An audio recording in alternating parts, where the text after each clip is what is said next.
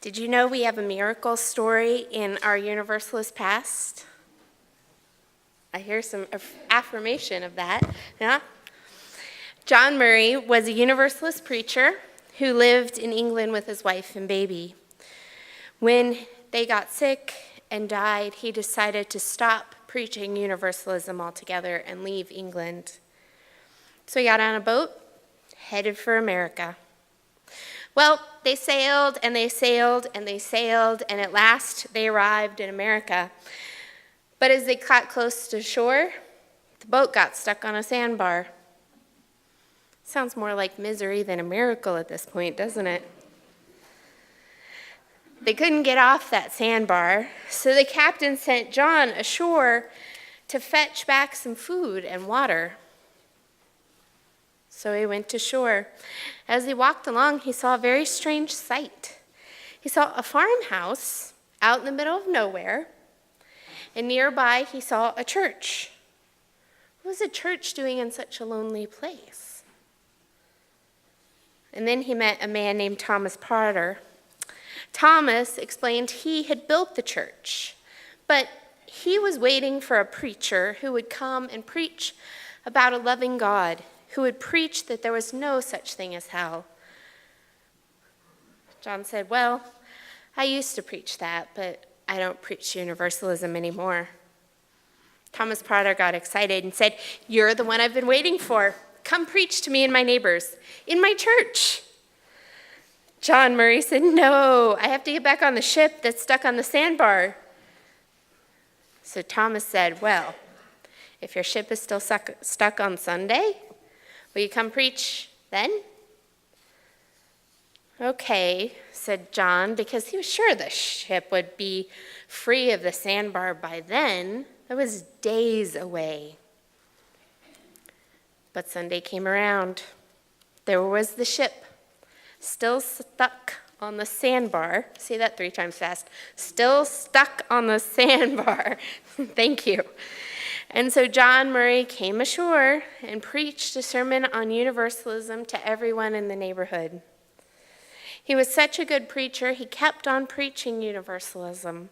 And he went on to found the very first Universalist church in New England, which is still a Universalist church in Gloucester, Massachusetts.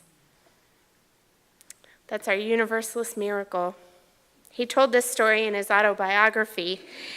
And if John hadn't been convinced to start preaching Universalism in the United States, Unitarian Universalism would not be the same today.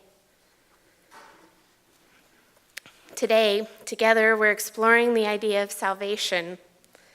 I've had a couple of interesting comments about what I was possibly going to say about saving salvation.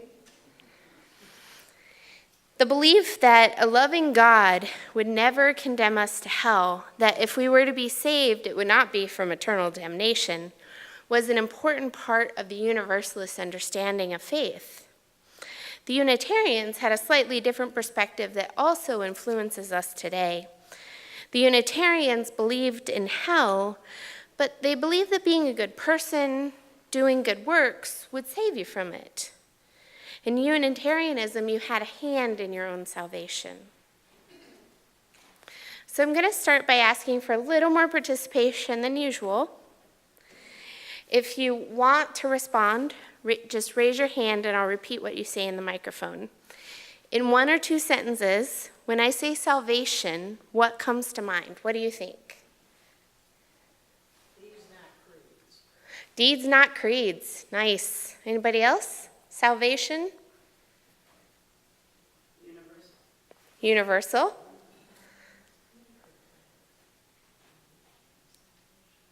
Anybody else? Tom? One of you. From my Baptist past, there's something wrong with you, you must be saved from it. Thank you, Tom. There's something wrong with you. You must be saved from it. Baptist past. I think the classical religious idea is eternal life. Classical religious idea, eternal life. Maybe one more? Free of guilt. Free of guilt. Nice. Okay, so we have a variety of perspectives about salvation, and I would say most of the United States probably has that classical, like, you have to be saved from something, you have to be rescued because there's something wrong. Most modern Unitarian Universalists either struggle with the idea of salvation or just reject it completely. In a study conducted in 1976 by Robert Miller, he asked 2,000 Unitarian Universalists how important 18 religious values were for them. Salvation ranked dead last. When a study conducted in 2005 called Engaging Our Theological Diversity re-examined his list, they didn't even bother to mention salvation at all. Despite a clear perspective on the idea of salvation in John Murray's time, Unitarian Universalists pay little attention to it today. And when we do pay attention, it is often to struggle with the word. Our own theological history does offer some insight into why salvation might not feel important to Unitarian Universalists, particularly our Universalist history. This church's largest roots are in Universalism, and I believe we see that today in what we value and how we treat one another. Our Universalist ancestors taught us not to believe in hell. When they looked at God as a parent, they couldn't see any parent who would send beloved children into damnation. We see that today here. When we say God is love, we are choosing a theological viewpoint that God is not going to damn us or punish us. When we celebrate the inherent worth and dignity of all people, we set aside some ideas that we are born with original sin and already deserving of death. Reverend Lynn Unger, a UU minister, illustrates this struggle with her poem titled Salvation. By what are you saved, and how? Saved like a bit of string tucked away in a drawer? Saved like a child rushed from a burning building, already singed and coughing smoke? Or are you salvaged like a car part, the one good door when the rest is wicked? Do you believe me when I say you are neither salvaged nor saved, but salved? Anointed by gentle hands where you are most tender? Haven't you seen the way snow curls down like a fresh sheet? How it covers everything, makes everything beautiful without exception. She questions if we are saved as in rescued from a traumatic experience, or saved like one car part when the rest is bad. And she puts aside those ideas of the word salvation in favor of the idea that we are anointed, treated kindly when we are struggling. Her final image of snow covering everything offers a universalist view of salvation that touches everyone. What if, like the monkey in our story today, our previous views of salvation are incomplete or based on experiences not shared by others? When the woman said misery in the story, the monkey's experience taught him that she was talking about this delicious treat. His experience of misery was glorious. Of course he wanted more. And this is a vital point to consider when we talk about this word or when we use any theological language with one another or people from other traditions. If someone says they believe in God, the God you're picturing is the one of your experience. Perhaps it's one you've rejected. Perhaps one you've been told by others that people of this particular tradition believe in. If someone tells you they are Christian or Muslim or Jew or do you actually know what they believe? One of the most transformative moments in my seminary experience was when I finally understood that the vast majority of my Christian classmates, these people were training to become ministers in Christian churches, did not believe in the bodily resurrection of Jesus. All of my experience with Christianity was that you must believe in that. Like, it's a hard line. One of my classmates told me, well, it's an important metaphor.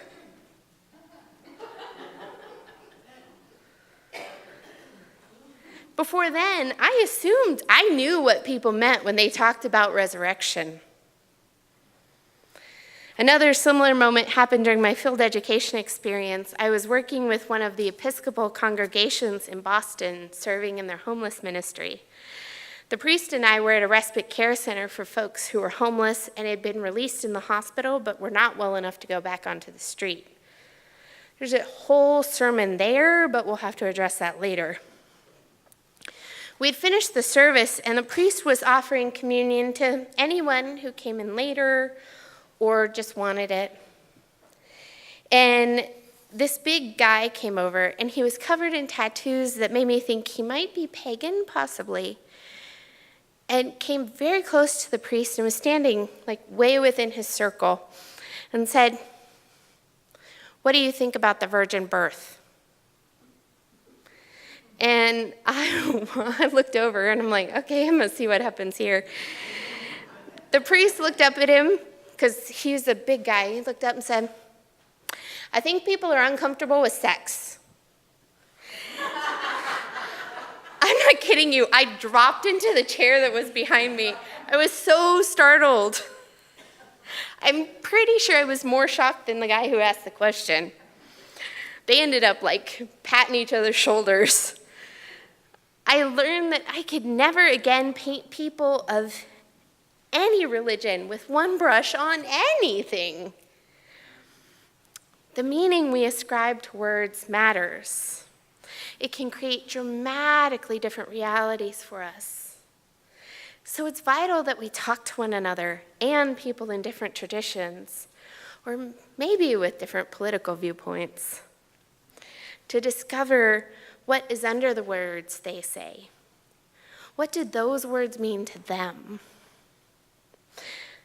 So it makes me wonder if we're sometimes using different language and different frameworks to talk about the same thing. Like we agree and don't know it. Are we sometimes using the same language to talk about different things? In her book, Amazing Grace, A Vocabulary of Faith, Kathleen Norris examines a lot of religious language that used to trip her up, including the word salvation. Kathleen says, the Hebrew word for salvation means literally to make wide or to make sufficient. The primary meaning of the Hebrew and Greek word translated salvation is actually non-religious. The Hebrew words usually come from a military context and refer to victory over evil or rescue from danger. And even in the Gospels, it is often physical healing that people seek from Jesus. Relief from blindness, paralysis, leprosy. When he said to them that their faith has saved them, he uses the Greek word for made you well. It seems right to me, she says, that in so many instances in both the Hebrew scriptures and the Gospels, salvation is actually described in physical terms, in terms of the here and now. Because, she says, I believe this is how most of us first experience it. To make wide, to make sufficient, made you well. These definitions for salvation are physical, personal, and present in the now. If we take the original meaning and look at our faith, would it surprise you to learn that the very chalice we light every week is a symbol of salvation? The chalice as a symbol for Unitarians was first created during World War II. The Unitarian Service Committee was setting about creating fake paperwork to sneak Jews out of Poland into safer places. I love that we did that. They wanted an insignia, something they could put on official documents and paperwork to make it look more official. And an Austrian artist came up with the flaming chalice. The very symbol of our tradition, the chalice that we light every week, was designed to be an instrument of salvation, an instrument that would help widen a path to freedom, to make it sufficient for the well-being of those who needed it. Salvation, to be made well, to make wide or sufficient. Looking at this, Reverend Lynn Unger takes the opportunity to examine salvation in a slightly different way. She says, I believe that rather than asking, are you saved? It would make more sense to ask, are you engaged in salvation? The root meaning of salvation, she says, is healing. And we, all of us, are never fully well and never fully sick. Salvation is a journey, not a destination. So, can salvation be saved for Unitarian Universalists? What if our faith actually calls us to salvation, to making wide, to making sufficient, to being made well? I share with you this poem by Megan Dowdall, who is writing about Unitarian Universalism. She says, I had dreams about anywhere else but here, but our faith kept me close. I believed I had done something to deserve it, and our faith shouted no. I tried to imagine it never happened, but our faith reminded, yes, grief is real. I thought I might die, but our faith nurtured my life. I wondered if I was worthy of love, but our faith kept loving me. I found it impossible to forget, but our faith said, forgive yourself first. I did not know there were others. Our faith sobbed, many. Are we engaged in salvation in this faith? Are we open to the call to be here fully, to be forgiven, to forgive ourselves? Are we willing to hear that we are so very worthy of love that we couldn't possibly be sent to hell? Our churches are called to love people, even during those times they forget how to love themselves. This is the salvation, the healing, the making wide. We're a people bound by community. We're people who believe in many gods, one God, no God. We're a people who cherish the spirit of life, who cherish the earth, who cherish reason, all of the above, and so much more. We are bound together as a community of seekers. And I encourage each of us to explore what salvation means to us or for us. To add to our chorus of voices of those who have reflected on this topic in the past, Reinhold Niebuhr offers a view of salvation grounded in community in this poem, We Must Be Saved. Nothing worth doing is completed in our lifetime. Therefore, we are saved by hope. Nothing true or beautiful or good makes complete sense in any immediate context of history. Therefore, we are saved by faith. Nothing we do, however virtuous, can be accomplished alone. Therefore, we are saved by love. No virtuous act is quite as virtuous from the standpoint of our friend or foe as from our own. Therefore, we are saved by the final form of love, which is forgiveness. To be a Unitarian Universalist is to be joined into a long and beautiful history. We have our miracles, we have our martyrs, we have a variety of views on everything. As the fourth principle of this tradition says, we support one another in a free and responsible search for truth and meaning. We are engaging in salvation, in making wide, in making sufficient, in making well, together. As some of you know, Lynn and I are currently leading a class called Building Your Own Theology.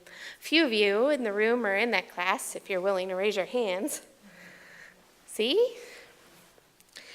Together, the class is exploring ideas like this and writing our own understandings of different theological ideas. Together, we are asking those questions about what we believe. It is something that is important for us as Unitarian Universalists to do more often. What is surprising is that we don't. In 2005, the Unitarian Universalist Association's Commission on Appraisal completed a study called Engaging Our Theological Diversity. I mentioned it in class yesterday, which I also referenced briefly earlier in the sermon. In that study, the Commission discovered that despite our wide and rich theological diversity, we don't talk to each other about what we believe. How can we truly support one another in a free and responsible search for truth and meaning in our lives if we don't have a church where our diverse understanding is known and celebrated? I encourage you to think about that for a second and look around you. Do you know what the people next to you, the people in front of you or behind you, believe about salvation or sin or grace or God? Why or why not?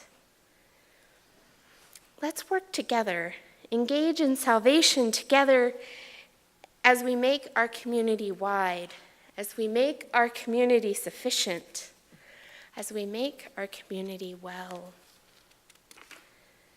Unitarian Universalism is a tradition that embraces a wide range of theological understandings of the world.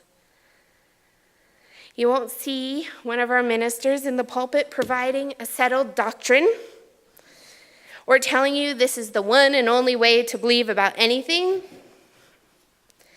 It is one of the greatest strengths and one of the greatest challenges of this faith. It teaches us the importance of asking one another, not just, do you believe in God, grace, salvation, prayer, but what do those things mean to you? Tell me about the grace you believe in or the grace you don't. Tell me about the God you believe in or the God you don't. Tell me about the salvation you believe in or the salvation you don't. And even more importantly, tell me how this affects your life. How does it impact your decisions, your relationships? I challenge you. Take some time this week. Go deep with one person. Don't ask them just if they believe. Ask them more. And I encourage you to start with, what does salvation mean in your life? How is your path being made wide, sufficient, well? And how are you building a path that is wide, sufficient, and making well for others? Blessed be. Amen.